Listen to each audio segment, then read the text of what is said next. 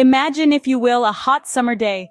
The sun is high in the sky, its rays turning asphalt into a shimmering mirage. You're driving a classic car, windows rolled down, trying to catch every whisper of a breeze.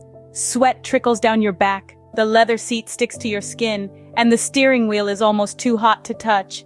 This, dear friends, is a drive without air conditioning. Now let's turn back the clock to the early days of automobiles. Picture those first drivers, braving the elements with no respite from the heat. The concept of air conditioning was a mere dream, and the only relief from the sweltering summer sun was a shady tree or a cool drink. The first attempt to cool things down inside a car was in the early 20th century. A New York Times article from 1902 reported on a primitive cooling device that involved blowing air over a block of ice. However, it wasn't until the summer of 1939 that Packard, the luxury automobile manufacturer, introduced the first car with an air conditioning system. This was a true game changer, but it was far from perfect. The system was expensive, took up half the trunk space, and required the driver to stop the car and pop the hood to switch it on or off. Fast forward to the 1950s, when the Nash Ambassador became the first car to feature an integrated air conditioning system as we know it today.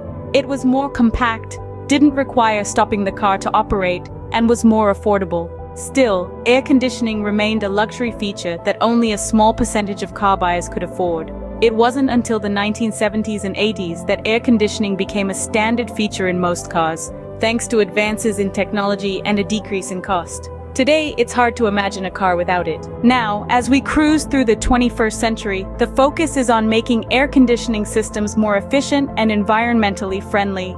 Manufacturers are experimenting with solar-powered systems and even air conditioning that targets only the areas of the car where passengers are sitting. So the next time you're driving on a hot summer day, with the cool air blowing on your face, take a moment to appreciate the evolution of car air conditioning. But don't get too comfortable. Remember that heat we talked about earlier? Well, it's not just a summer problem. In our next video, we'll delve into the world of car heating systems. From the rudimentary heaters of the past to the sophisticated, computer-controlled systems of today, we'll uncover the history and technology that keeps us warm on those chilly winter drives. Stay tuned, it's going to be a heated discussion.